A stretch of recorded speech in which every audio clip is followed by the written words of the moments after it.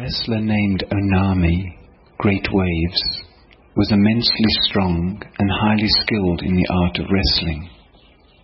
In private he defeated even his very teacher, but in public his own young pupils could throw him.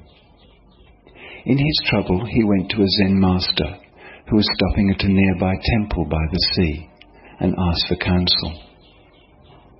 "Great Waves is your name," said the master. "So stay in this temple tonight and listen to the waves of the sea. Imagine you are those waves. Forget you are a wrestler and become those huge waves sweeping everything before them." Onami remained. He tried to think only of the waves, but he thought of many things. Then gradually he did think only of the waves. They rolled larger and larger as the night wore on. They swept away the flowers in the vases before the Buddha. They swept away the vases. Even the bronze Buddha was swept away. By dawn the temple was only surging water, and Onami sat there with a faint smile on his face. That day he entered the public wrestling and won every bout, and from that day on, no one in Japan could throw him.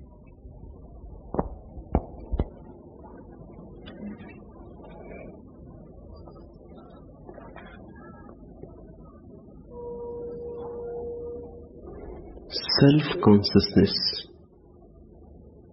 is a disease. Consciousness is health. Self-consciousness is disease. Something has gone wrong.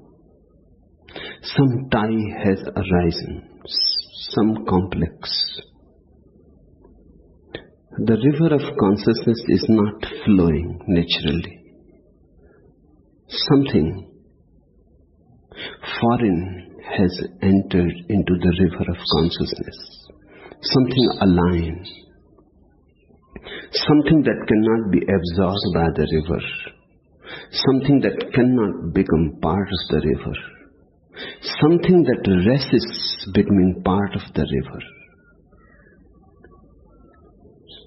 Self-consciousness is morbidity. Self-consciousness is a frozen state, blocked.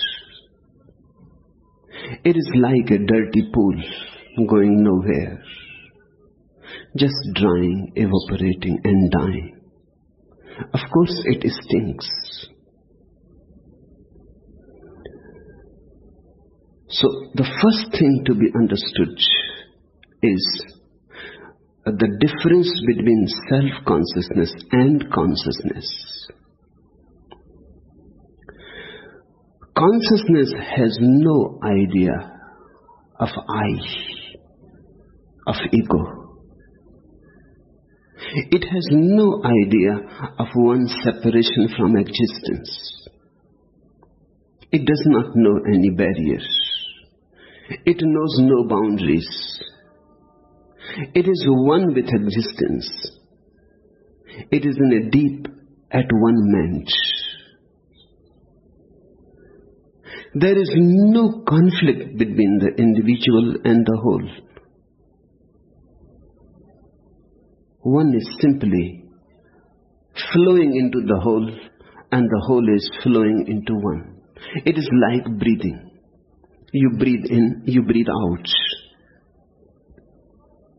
When you breathe in, the whole enters you. When you breathe out, you enter the whole. It is a constant flow, constant sharing.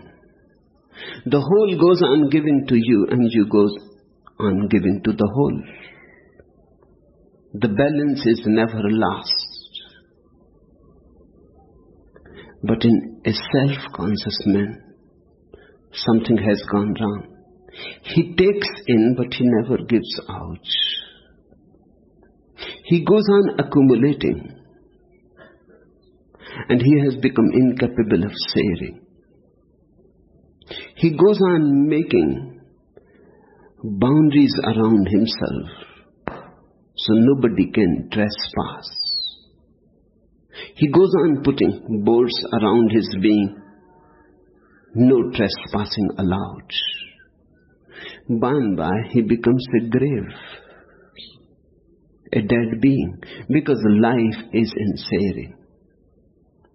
A self is a dead thing, alive only for the name's sake. Consciousness is infinite life, life abundant. It knows no boundaries. But ordinarily, everybody is self-conscious. To be self-conscious is to be unconscious. This paradox has to be understood. To be self-conscious is to be unconscious. And to be unself-conscious, or to be self-unconscious, is to become conscious.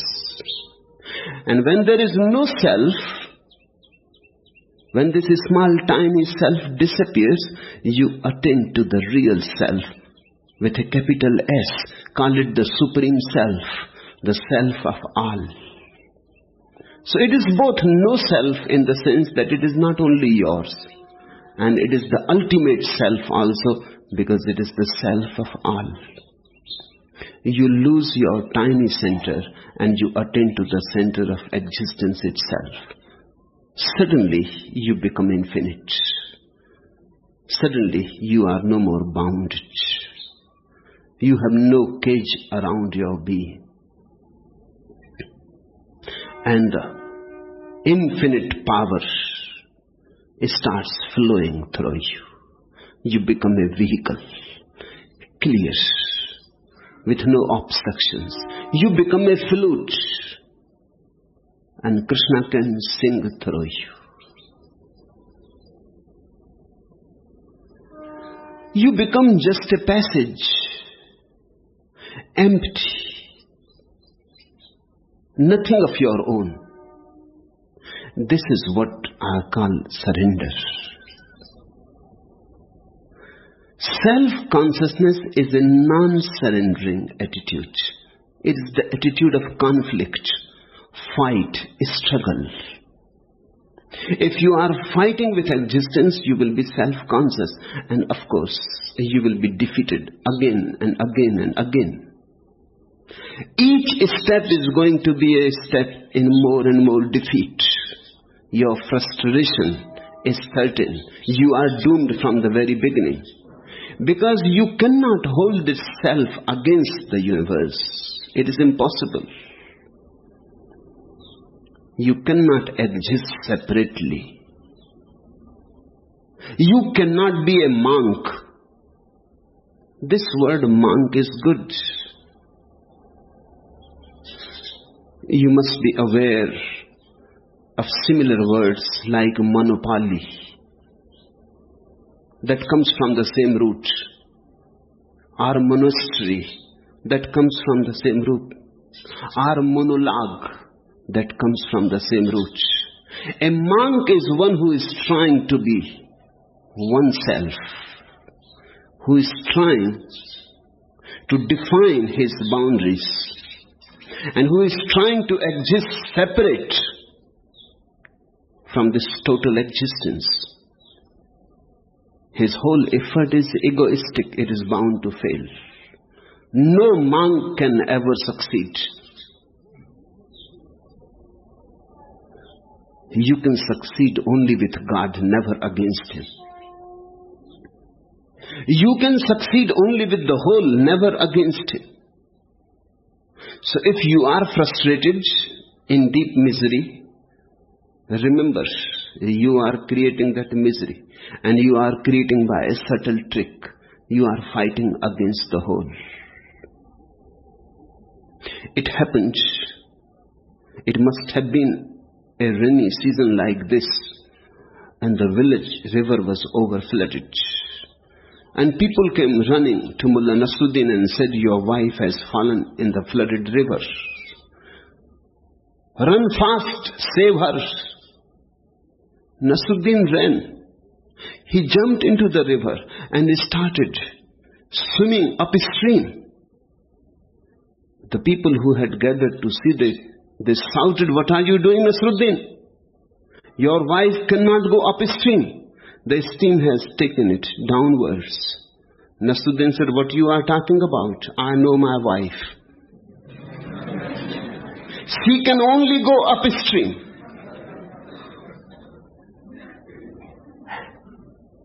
The ego is always an effort to go upstream. People don't like to do easy things. Before they want to do them, they want to make them hard, difficult.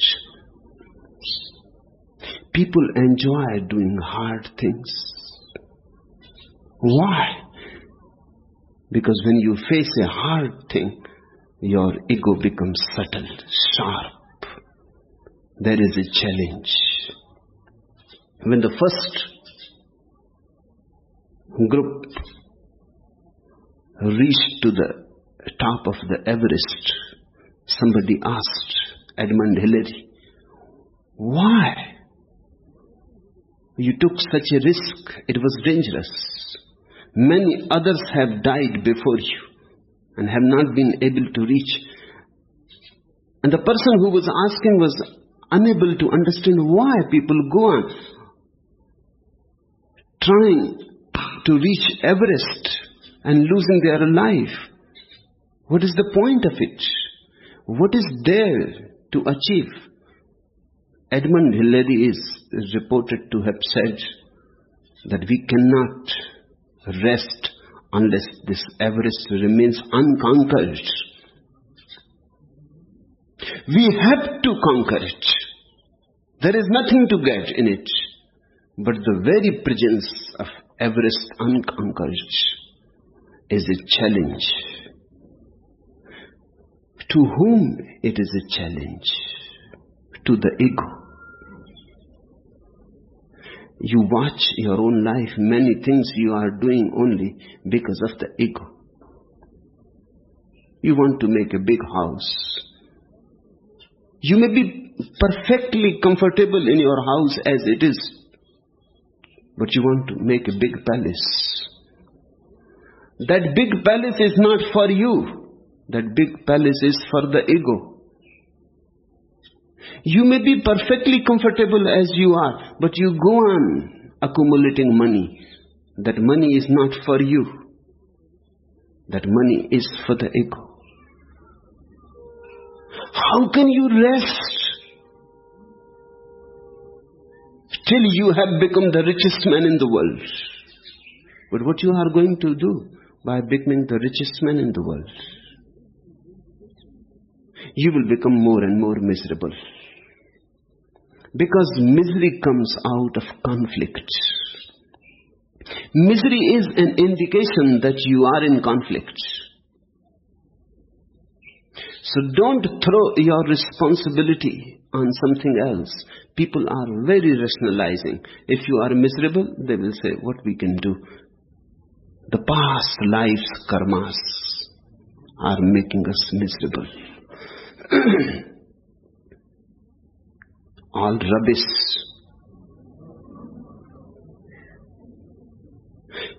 Past life karmas must have made you miserable, but in past lives.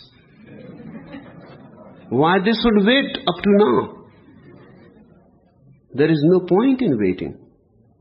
Your present karmas are making you miserable. Throwing them on past lives makes it easy. What you can do?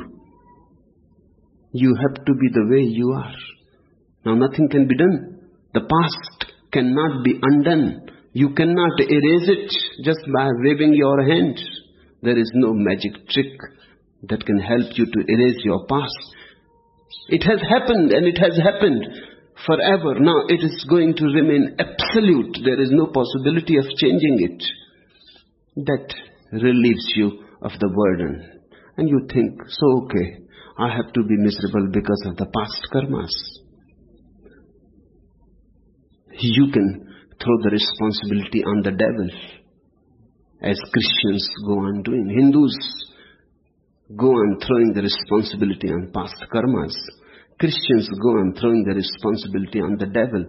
He must be creating traps for you. It is not you. It is the devil who goes on trapping you into miseries and who goes on pulling you down towards hell. Who is bothered with you? Why this devil will be bothered with you?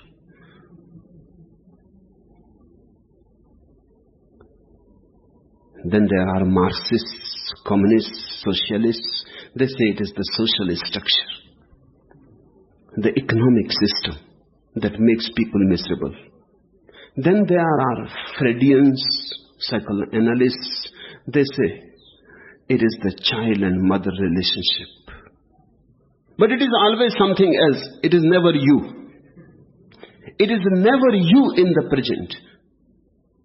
And I would like to tell you, it is you. If you are miserable, only you and only you are responsible. Neither past, nor the social structure, nor the economic system, nothing is going to help. If you remain you, in any sort of a society you will remain miserable. In any economic system you will remain miserable. In any world you will remain miserable if you remain you.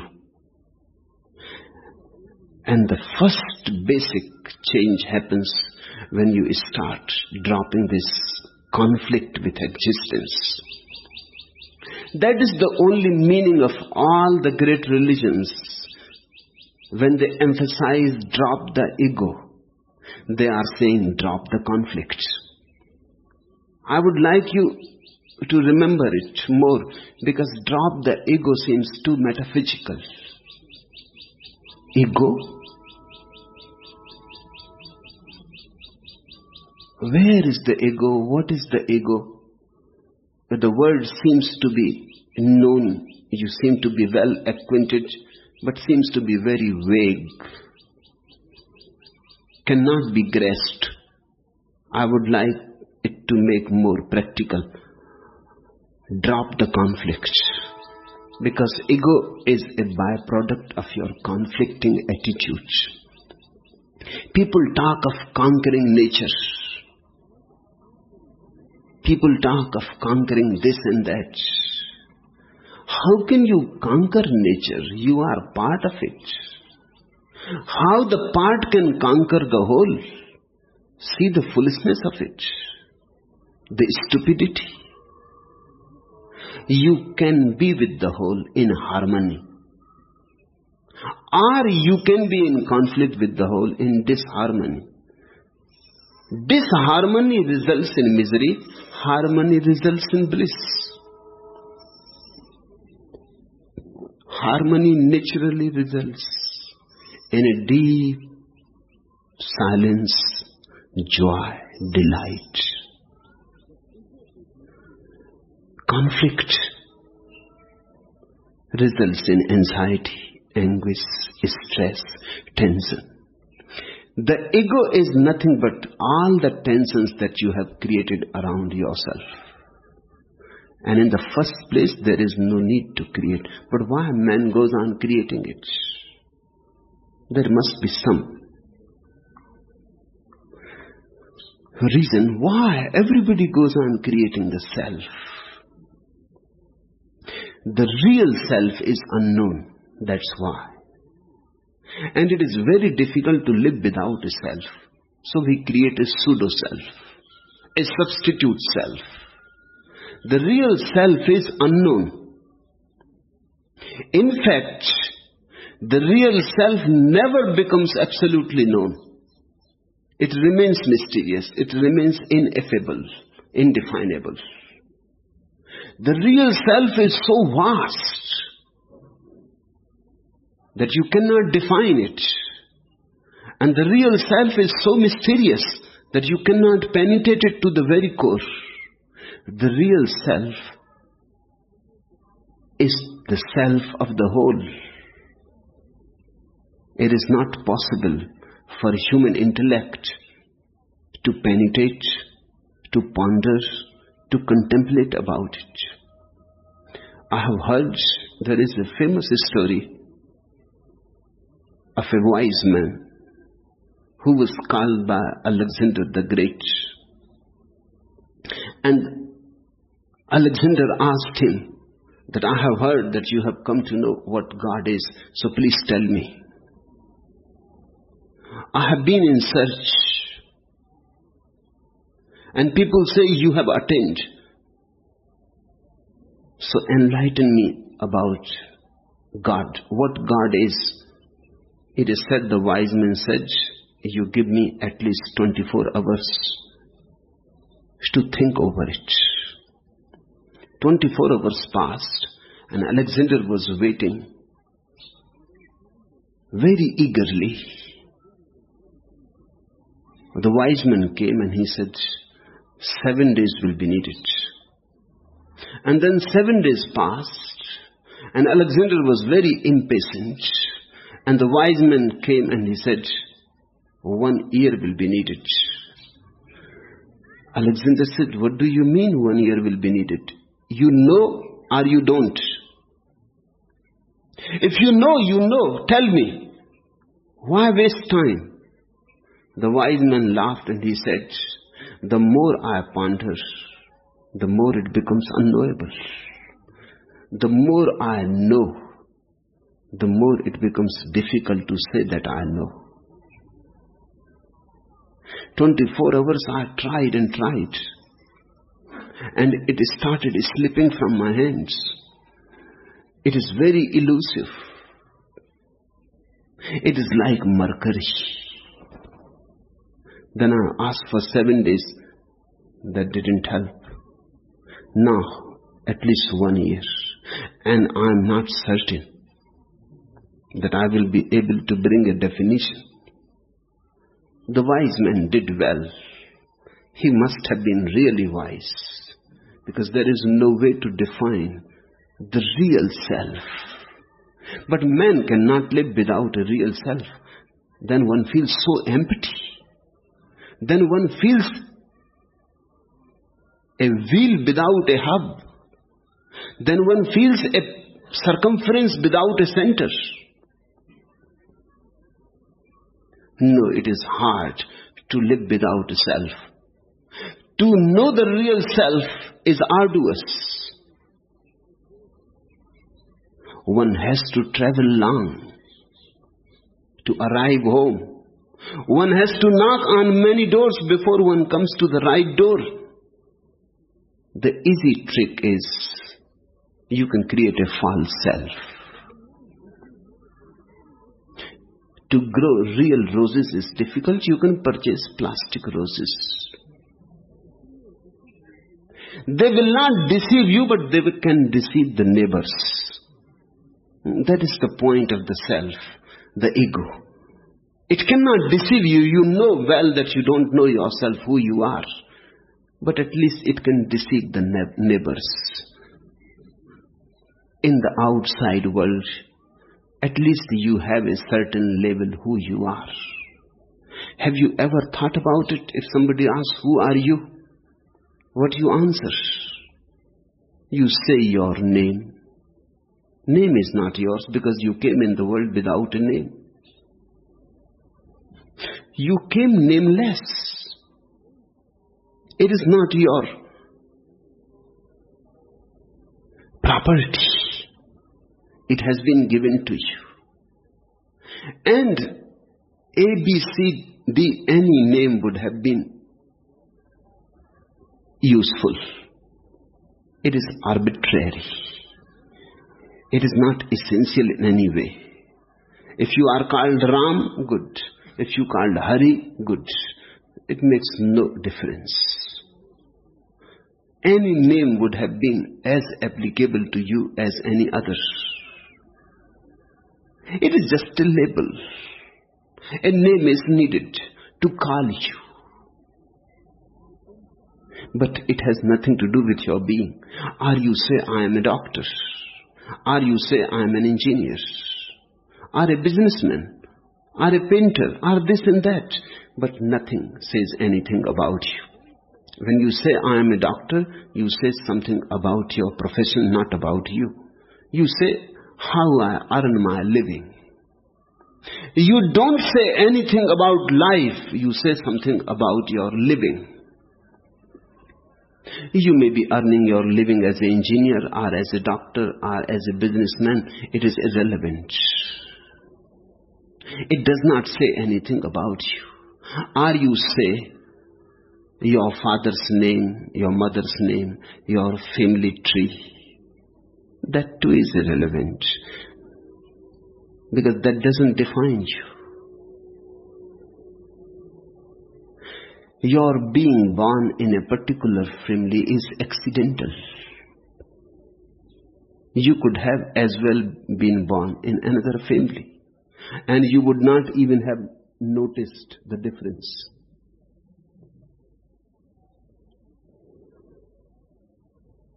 These are just utilitarian tricks, and man becomes a self. This self is a pseudo-self, a created, manufactured self,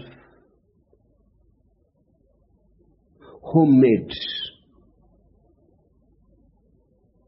And your own real self remains deep down, hidden in mist and mystery. I was reading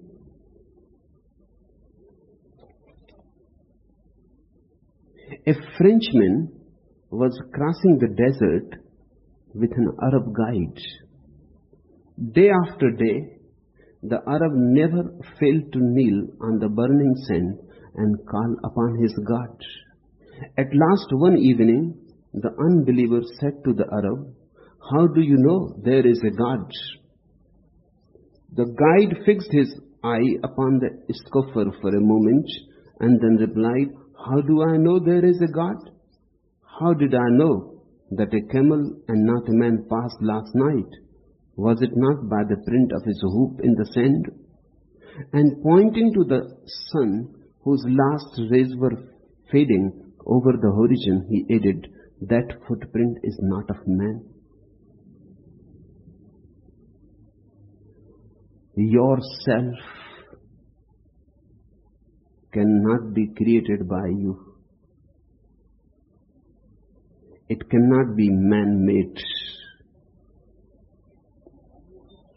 Yourself you have brought with you. It is you. How can you create it? To create it, you will have to be there in the first place. That is the meaning when Christians, Mohammedans, Hindus say that man is a creature. That means man has not created himself, that's all. The Creator is somewhere hidden into the unknown. We have come out of some mysterious life source. Yourself is not yours. This false self is not yours because you have created it, and your real self is not yours because it is still in God. You are still rooted in God. This false self that we go on carrying in our life like flags is always in danger of being damaged. It is very fragile. It is very weak. It has to be. It is man-made. How man can make something deathless? He himself has to pass through many deaths. So whatsoever he produces is always mortal. Hence the fear, continuous fear that I may be lost. Myself may be destroyed. A continuous fear goes on trembling into your being. You can never be certain about this false self. You know it is false. You may avoid the fact, but you know it is false. It is gathered together, manufactured. It is mechanical. It is not organic. Have you watched the difference between an organic unity and a mechanical unity? You make a car engine. You can purchase parts from the market and you can fix those parts. And the engine starts functioning like a unity. Or you can purchase parts of a radio from the market and you can fix them. And the radio starts functioning like a unity. Somehow, it comes to have a self. No part in itself can function as a radio. All parts together start functioning like a radio. But still the unity is mechanical, forced from the outside. Then you throw seeds into the ground. And then those seeds die in the soil. And a plant arises. This unity is organic. It is not forced from outside. It was in the seed itself. The seed goes on spreading, goes on gathering 1,001 things from the earth, from the air, from the sun, from the sky. But the unity is coming from within. The center comes first and then the circumference. In a mechanical unity, the circumference comes first and then the center. Man is an organic unity. You were a seed one day, like any tree, in the soil of your mother's womb. You started gathering your circumference. Center came first. Center preceded circumference. And now you have forgotten the center completely. And you live on the circumference and you think this is your whole life. This circumference and continuously living on it creates a sort of self. A pseudo-self which gives you a feeling that yes, you are somebody. But it is always trembling because it has no organic unity in it. Hence the fear of death. If you know your real self, you will never be afraid of death. There is no question. Because the organic unity never dies. Organic unity is immortal. Only mechanical unities are put together and die. That which is put together one day will fall apart. Mechanical unity has a beginning and an end. The organic unity has no beginning and no end. It is an eternal process. Do you know your center? If you don't know, then you will be continuously afraid. Hence, self-consciousness is always afraid, always trembling.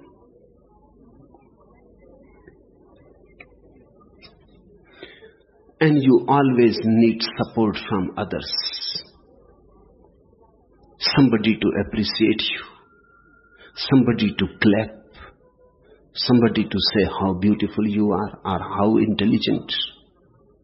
You need somebody to say these things to you, like suggestions, so that you can believe, yes, you are intelligent, you are beautiful, you are strong.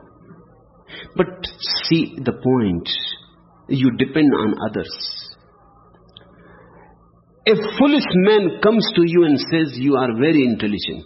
And in fact, you can look intelligent only to a foolish man.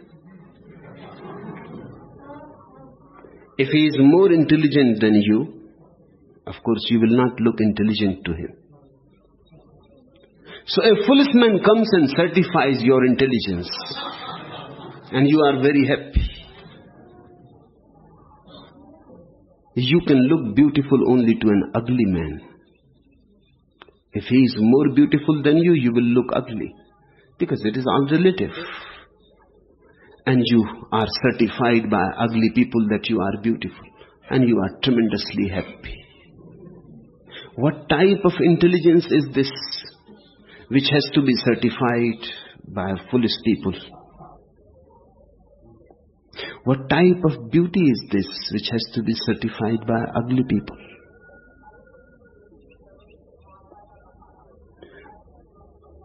It is completely false. It is idiotic. But we go on searching. We go on searching in the outside world some support for our ego. Somebody to give a little support, to become a prop. Otherwise, there is always danger that our ego will collapse. So we have to support from this side and from that, and continuous worry arises. That's why you are more graceful when you are alone. Because you are not worried. Nobody is there to see you. You are more innocent when you are alone in your bathroom. You are more innocent. You are more like a child. Again, you stand before the mirror and make faces. And you enjoy it. But if you become aware that your small child is looking from the keyhole, immediately you are totally different. Now the ego is at stake. That's why people are so much afraid of others. Alone, there is no anxiety. There is a famous Zen story. A Zen master was making a painting, and he had his chief disciple sit by his side to tell him when the painting is perfect. The disciple was also worried, and the master was also worried, because the disciple has never seen the master to do anything imperfect. But that day, things started going wrong. The master tried, and the more he tried, the more it was a mess. In Japan or in China, the whole art of calligraphy is done on rice paper, on a certain paper, very sensitive paper, very fragile. If you hesitate a little, for centuries, it can be known where the calligrapher hesitated, because more ink spreads into the rice paper and makes it a mess. It is very difficult to deceive on a rice paper. You have to go on flowing. You are not to hesitate even for a single moment, a split moment. If you hesitate, what to do? Missed. Already missed. And one who has a keen eye will immediately say, it is not a Zen painting at all. Because the Zen painting has to be a spontaneous painting flowing. The master tried, and the more he tried, he started perspiring. And the disciple was sitting there and nodding his head again and again negatively. No, this is not perfect. And more mistakes were being done by the master. Then the ink was running out, so the master said, you go out and prepare more ink. While the disciple was outside preparing the ink, the master did his masterpiece. When he came in, he said, Master, but this is perfect. What happened? The master laughed. He said, I became aware of one thing, your presence. The very idea that somebody is there to appreciate or to condemn, to say or yes, disturbed my inner tranquility. Now I will never be disturbed. I have come to know that I was trying to make it perfect, and that was the only reason of its not being perfect. Try to make something perfect and it will remain imperfect. Do it naturally and it is always perfect. Nature is perfect. Effort is imperfect. So whenever you are doing something too much, you are destroying. That's why it happens. Everybody talks so beautifully. Everybody is a talker. People talk their whole life, but just put them on a platform and tell them to talk to a crowd, and suddenly they become dumb. Suddenly they forget everything. Suddenly they cannot utter a single word. Or even if they utter, it is not graceful. It is not natural. It is not flowing. What has happened? And you have known this man talking so beautifully to his friends, to his wife, to his children. These are also people, the same people. Why you are afraid? You have become self-conscious. Now the ego is at stake. You are trying to perform something. Listen carefully. Whenever you try to perform something, you are searching food for the ego. Whenever you are natural and let things happen, they are perfect. And then there is no problem. When you are natural and let things happen, God is at the back with you. When you are afraid, trembling, trying to prove something, you have lost God. In your fears, you have forgotten Him. You are looking more at the people and you have forgotten your source. Self-consciousness becomes a weakness. A person who is unself-conscious is strong. But his strength has nothing to do with himself. It comes from the beyond.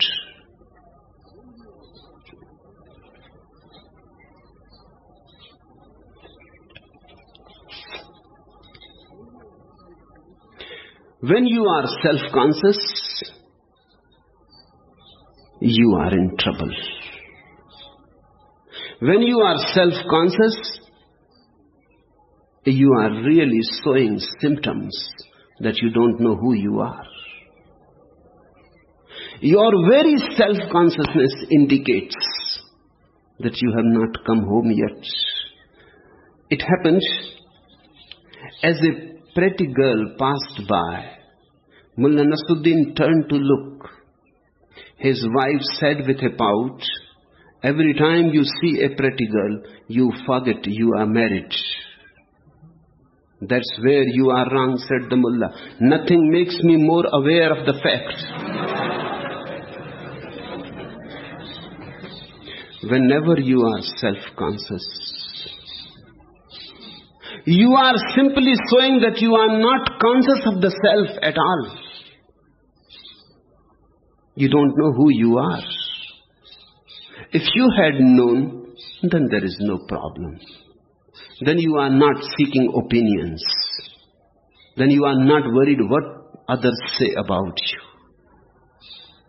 It is irrelevant. In fact, nobody ever says anything about you.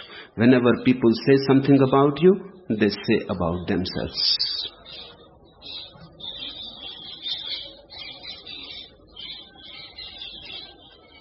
One day it happened. I was in Jaipur and a man came in the morning to see me and he said, "You are divine." I said, "You are right." He was sitting there and another man came and he was very much against me and he said, "You are almost devilish." I said, "You are right." The first man became a little worried. He said, "What do you mean? You told me also you are right, and you said this man also you are right. We can't be both right.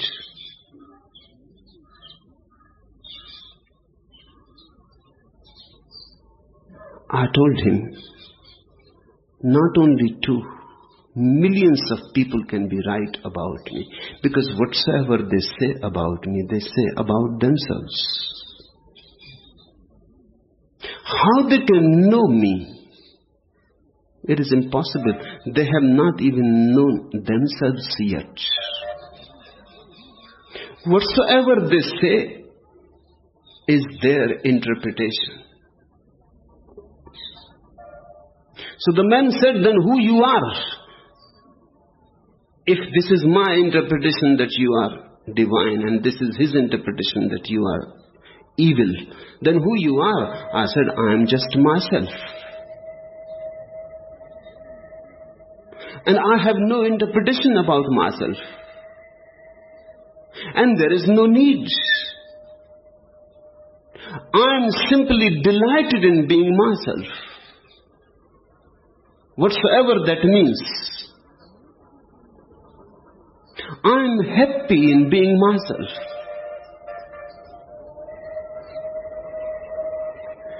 Nobody can say anything about you. Whatsoever people say is about themselves. But you become very sick.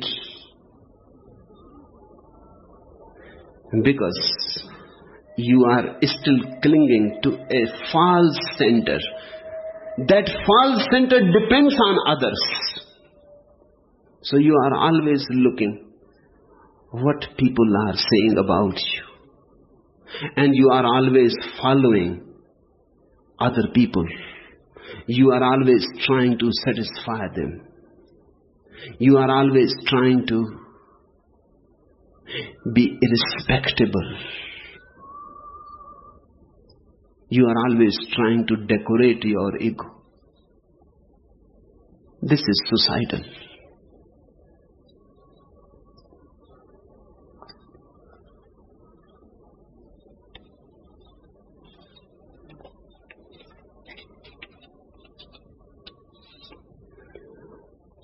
Rather than being disturbed by what others say,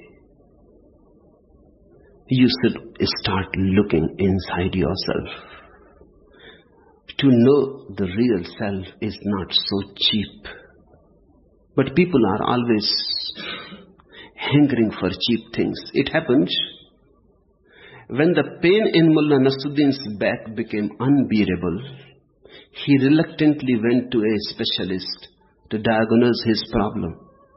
Well, said the doctor, your problem can be cured by an operation, 2 weeks in the hospital, and 6 months totally horizontal. Doctor, I can't afford the cost of all that, shouted Nasruddin.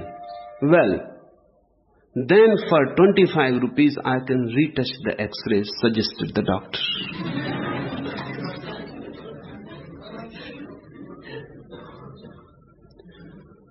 This is cheap. Retouch the x-ray. But that is not going to make you healthy. That's what we are doing. Continuously retouching the x-ray. And thinking that somehow the miracle will happen. When you are decorating your ego, you are retouching the x-ray. That is not going to help in any way. It is not going to help you become healthy. But it is cheaper. No operation needed.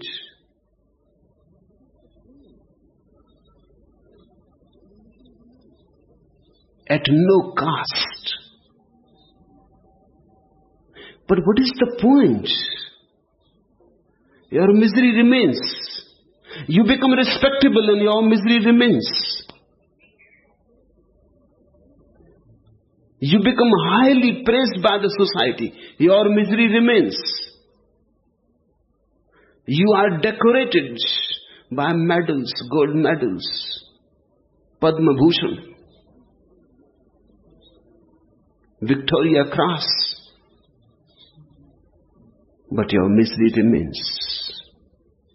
These gold medals are not going to destroy our misery. They are like touching the X-ray. All decorations on the ego, for the ego, is nothing but deceiving yourself. And continuously you go on becoming weaker and weaker and weaker. Because the ego goes on becoming weaker every day. Your body will become weaker. Your mind will become weaker. And by, the ego that you have created out of the body and mind combination will become weaker. Fear will become greater and greater. You will be continuously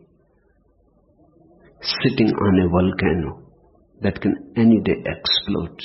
It will not allow you rest. It will not allow you relaxation. It will not allow you any moments of peace. Once you understand it,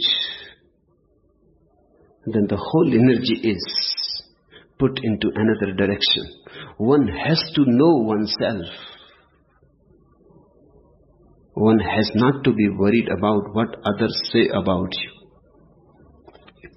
Madhuri has sent me a very beautiful joke.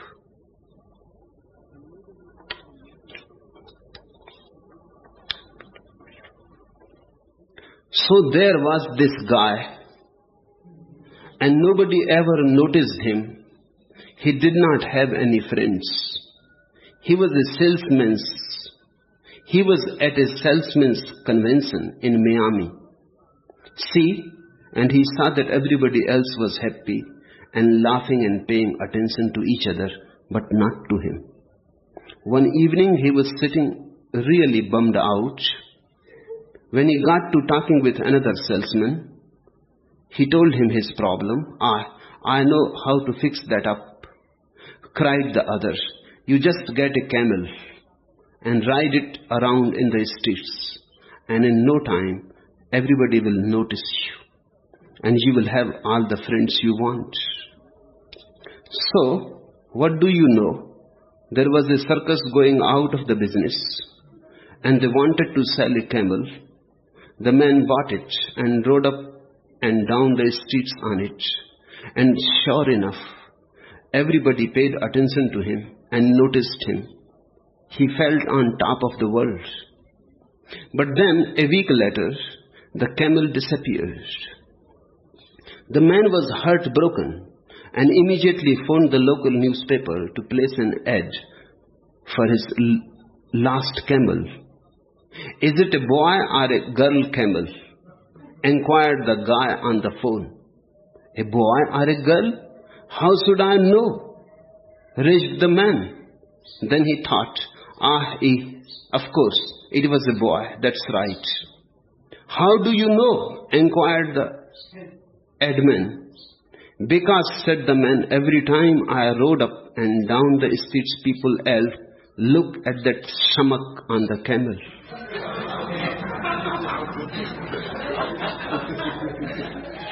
Samak is a Yiddish word, a very beautiful word. It has two meanings and very relevant meanings. One meaning is the idiot. Another meaning, in the beginning looks very far-fetched, means the male genital organ. But in a way, both meanings are very deeply related. Idiots live only as sexual beings.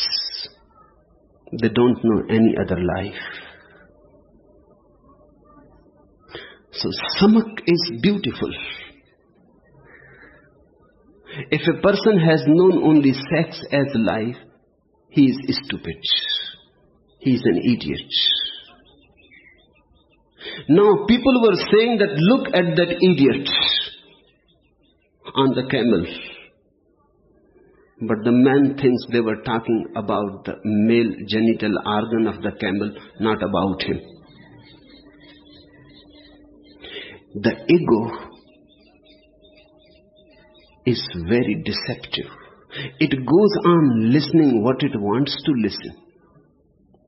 It goes on interpreting what it wants to interpret. It never sees the fact. It never allows the fact to reveal itself to you. People who live in the ego live behind curtains, and those curtains are not inactive, they are active curtains. Whatsoever passes through the curtain changes it.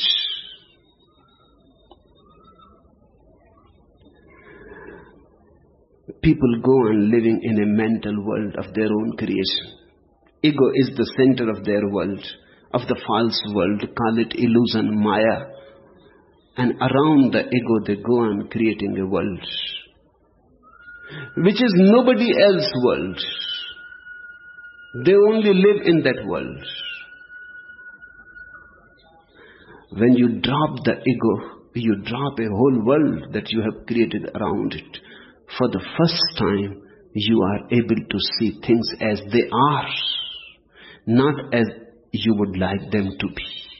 And when you are capable of knowing the facts of life, you become capable of knowing the truth. The facticity of life is the first step towards truth. And ego is the most falsifying agent.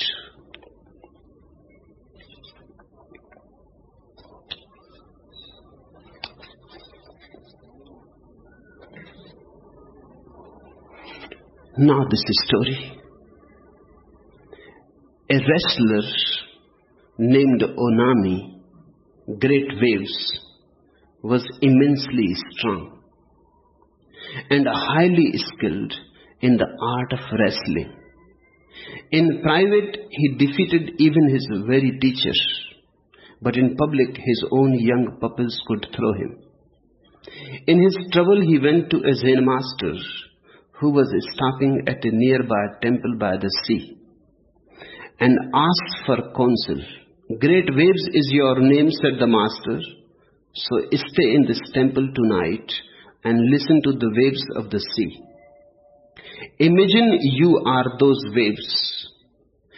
Forget you are a wrestler and become those huge waves sweeping everything before them. Onami remained. He tried to think only of the waves, but he thought of many things. Then gradually he did think only of the waves. They rolled larger and larger as the night wore on. They swept away the flowers in the vases before the Buddha. They swept away the vases. Even the branch Buddha was swept away. By dawn the temple was only surging water, and Onami sat there with a faint smile on his face. That day he entered the public wrestling and won every bout, and from that day no one in Japan could ever throw him. This is a story of self-consciousness and how to lose it, and how to drop it, and how to get rid of it. We will try to enter into it step by step. A wrestler named Onami, Great Waves,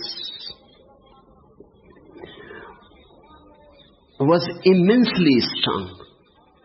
Everybody is immensely strong. You don't know your strength. That's another matter. Everybody is immensely strong. Has to be. Because everybody is rooted in God. Everybody is rooted in this universe. Howsoever small you look, you are not small. You cannot be by the very nature of things. Now, physicists say in a small atom, so much energy is confined. The Hiroshima and Nagasaki was destroyed by atomic energy. And the atom is so small, nobody has yet seen it. It is just an inference, a deduction. Nobody has seen the atom. With all the sophisticated instruments science has today, nobody has seen the atom so small and with such vast energy. If atom can have so much energy, what to say about man? What to say about this small flame of consciousness in man? If someday this small flame bursts forth, it is bound to become an infinite source of energy and light. That's how it has happened to a Buddha or to a Jesus. Everybody is immensely strong because everybody is immensely divine. Everybody is strong because everybody is rooted in God, in the very origin of existence. Remember it. The human mind tends to forget it. When you forget it, you become weak. When you become weak, you start trying some artificial ways to become strong. That's what millions of people are doing. Searching for money. What you are really searching? You are searching power. You are searching strength. Searching for prestige, political authority. What you are searching? You are searching power, strength. And strength is all the time available, just by the corner. You are searching in wrong places. A wrestler named Onami, great waves. We are all great waves of the ocean. We may have forgotten it, but the ocean has not forgotten us. We may have so much forgotten it that we have no idea what an ocean is. Still we are in the ocean. Even if a wave forgets and becomes oblivious of the ocean, it is still in the ocean because the wave cannot exist without the ocean. The ocean can exist without the wave, maybe. It can exist without the wave, but the wave cannot exist without the ocean. The wave is nothing but waving of the ocean. It is a process. It is not an entity. It is just ocean delighting in its being. God in His delight peoples the earth. God in His delight peoples existence. It is ocean, surging ocean. Just playful. It has tremendous energy. What to do with it? A wrestler named Onami, great waves, was immensely strong. But this strength is possible only when the wave knows that it is a wave of a great infinite ocean. If the wave forgets this,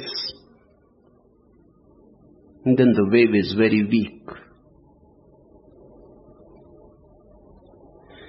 And our forgettery is tremendous.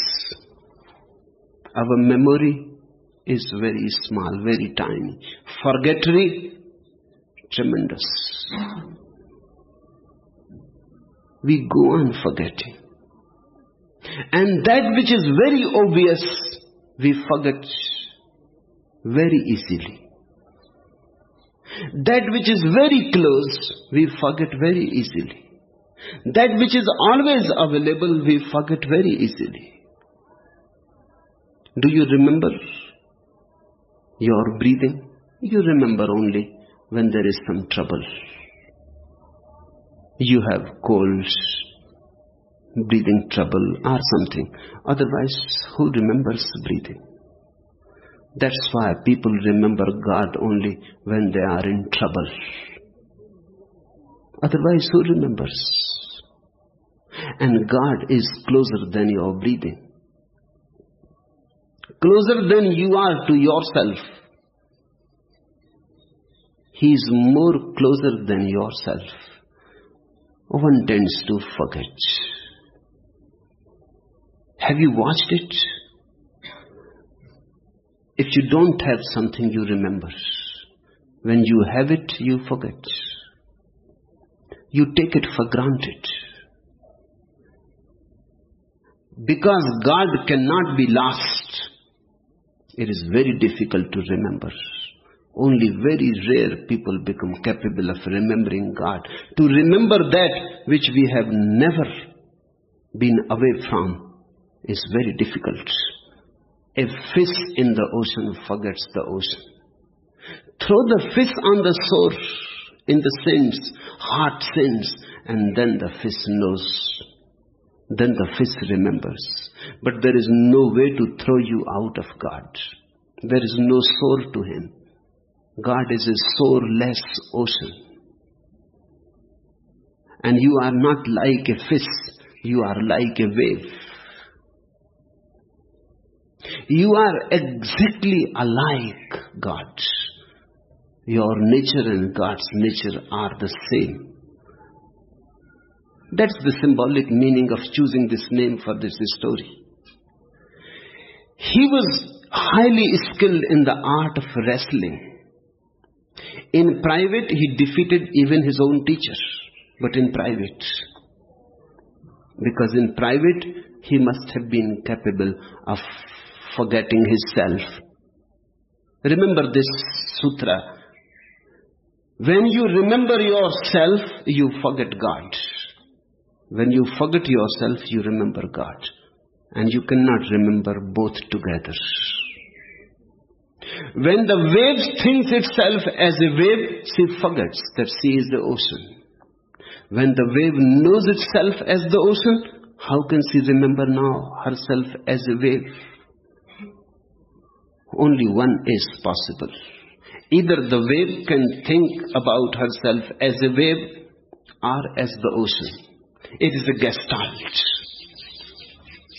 You cannot remember both together. That is impossible. In private, he defeated even his own masters.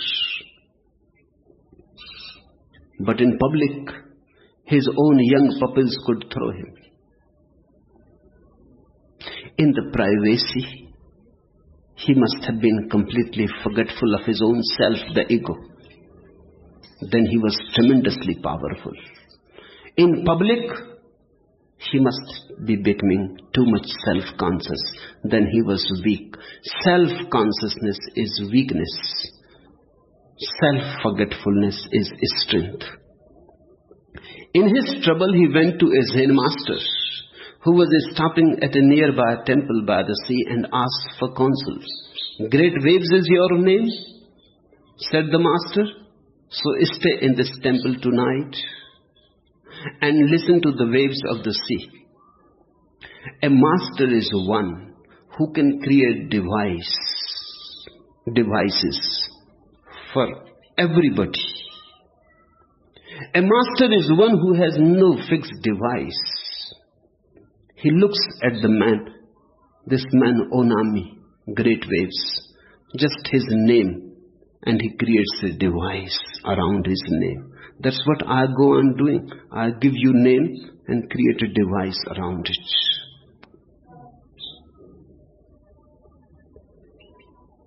I give you a name so that you can remember your device. You can remember your technique. So that it becomes a constant mindfulness for you. A reminder. An arrow pointing your path continuously. Just coming to know that his name is Onami, great waves. The master said, "Great waves is your name?" So stay in this temple tonight and listen to the waves of the ocean. Listening is one of the basic secrets of entering into the temple of God. Listening means passivity. Listening means forgetting yourself completely. Only then you can listen. When you listen attentively to somebody, you forget yourself. If you cannot forget yourself, you never listen. If you are too much self-conscious about yourself, you simply pretend that you are listening. You don't listen. You may nod your head. You may sometimes say yes and no. But you are not listening. When you listen, you become just a passage, a passivity, a receptivity, a womb. You become feminine. And to arrive, one has to become feminine. You cannot reach God as aggressive invaders, conquerors. You can reach God only, or it will be better, God can reach to you only when you are receptive, feminine receptivity. When you become in a receptivity, the door is open and you wait. Listening is the art to become passive. Buddha has emphasized too much. Mahavira has emphasized too much on listening. Krishnamurti goes on emphasizing too much on right listening. The ears are symbolic. Have you watched? Your ears are nothing but passages. Just holes, nothing else. Your ears are more feminine than your eyes. Your eyes are more male. Your ears are a in part. Your eyes are a young part. When you look at somebody, you are aggressive. When you listen to somebody, you are receptive. That's why looking at somebody for a too long time becomes vulgar, impolite, unmannerly. There is a certain limit. Psychologists say 3 seconds. If you look at a person for 3 seconds, it's okay. It can be tolerated. More than that, then you are not looking, you are staring. You are offending the person. You are trespassing. But listening to a person has no limit. Because ears cannot trespass. They simply remain wherever they are. Eyes need rest. Have you seen in the night, eyes need rest, ears need no rest. They are open 24 hours. Ear in, ear out. Eyes cannot remain open even for minutes. Continuous blinking. Continuously tiring. Aggression tires. Because aggression takes your energy out. So the eyes have continuously to blink, to rest. It is a continuous rest. Ears are rested always. That's why music has been used by many religions as an approach towards prayer. Because music will make your ears more vibrant, more sensitive. One has to become more of the ears and less of the eyes. Great Waves is your name, so stay in this temple tonight and listen to the waves of the sea. You just become ears, said the Master. You just listen. There is nothing else to do. Just to go on listening with no idea Why?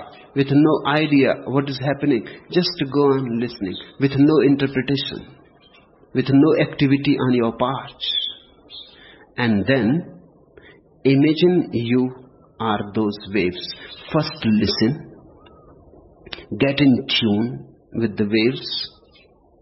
And when you feel, now, you are completely silent and receptive, then imagine that you are those waves. That is the second step. First, don't be aggressive, become receptive. And when you have become receptive, then just melt into those waves. Start imagining that you are those waves. The master is giving him a device so that he can forget his self, the ego. First step is receptivity, because in receptivity, ego cannot exist. It can exist only in conflict. And when you are receptive, suddenly your faculty of imagination becomes tremendously powerful. Receptive people, sensitive people are imaginative people. Those who can see the greenery of the trees, just without any aggression on their part, not even a subtle aggression on their part, who can just drink the greenery of the trees, who can simply absorb it as if they are sponges, they become very creative, they become very imaginative. These are the poets, the painters, the dancers, the musicians. They absorb the universe in deep receptivity, and then they pour whatsoever they have absorbed in their imagination. Imagination is the closest faculty that you have, which comes closest to God. God must be great imagination. Just look at His world. Just to think, such an imaginary world with so many flowers and so many butterflies and so many trees and so many rivers and so many people. Just think about His imagination. With so many stars and so many worlds, worlds beyond worlds, non-ending. He must be a great dreamer. In the East, Hindus say the world is God's dream, His imagination.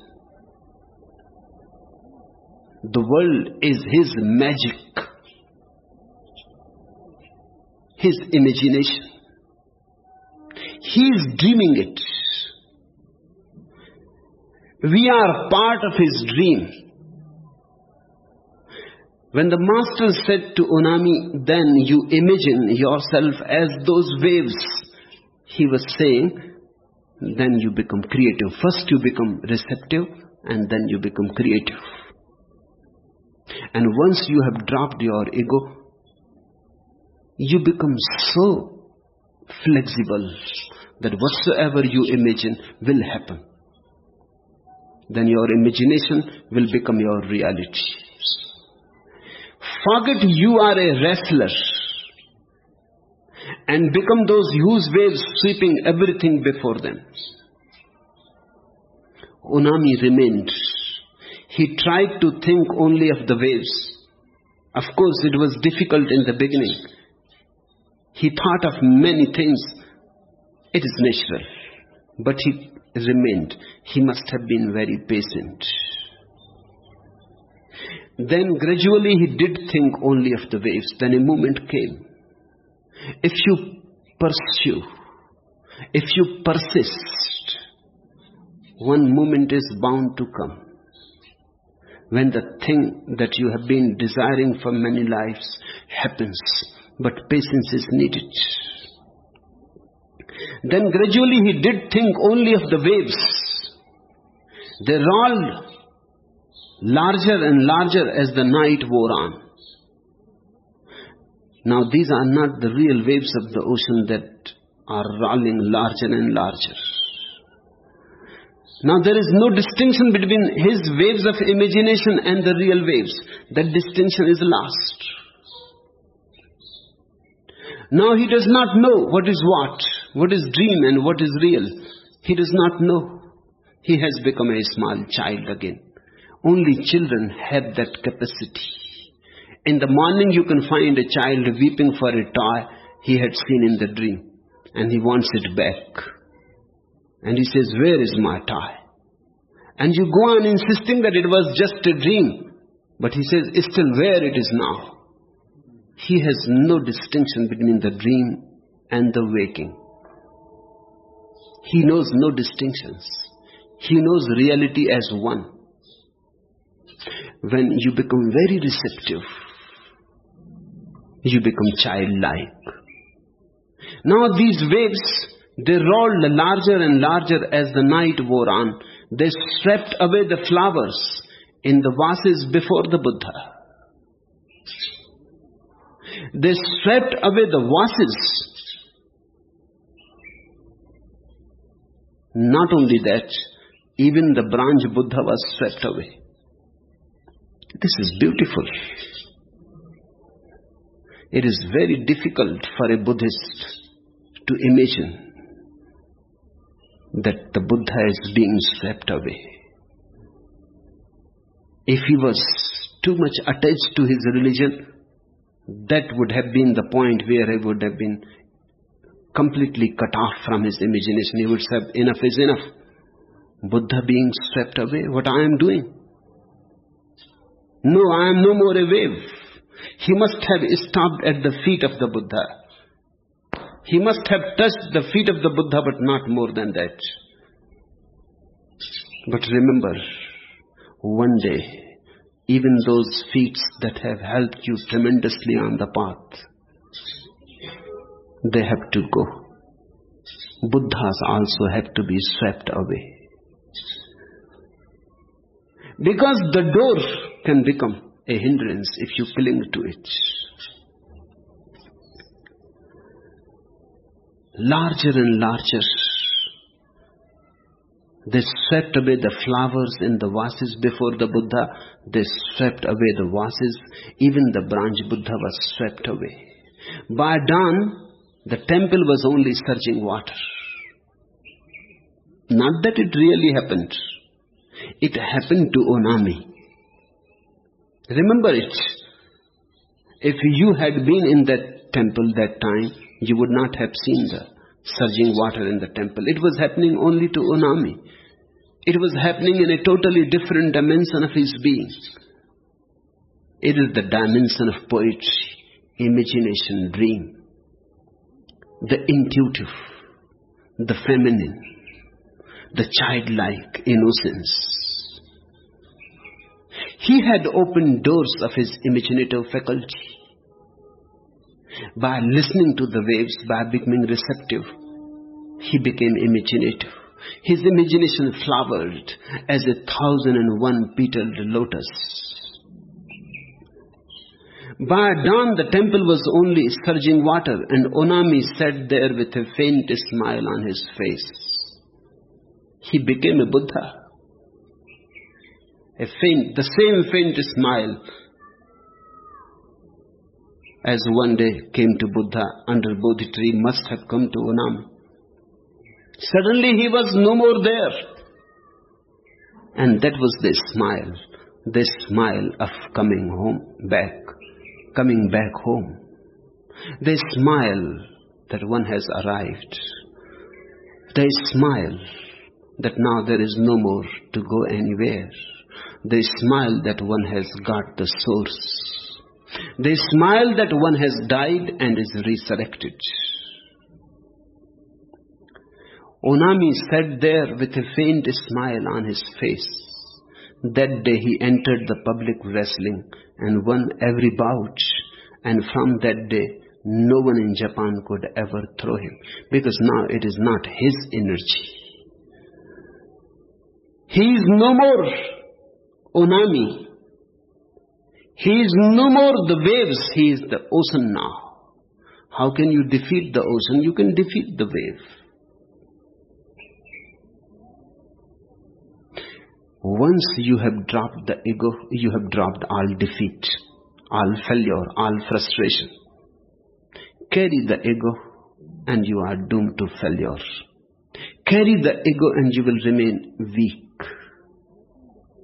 Drop the ego and infinite strength starts flowing through you. By dropping the ego, you become a river. You start flowing. You start melting. You start streaming. You become alive. All life is of the whole. If you are trying to live on your own, you are simply being stupid. It is as if a leaf on a tree is trying to live on its own. Not only that, but fighting the tree, fighting other leaves, fighting roots, thinking that those are all inimical to him. We are just leaves on a tree, a great tree. Call it God or the whole, or you name it. But we are small leaves on an infinite tree of life. There is no need to fight. The only way to come home is to surrender.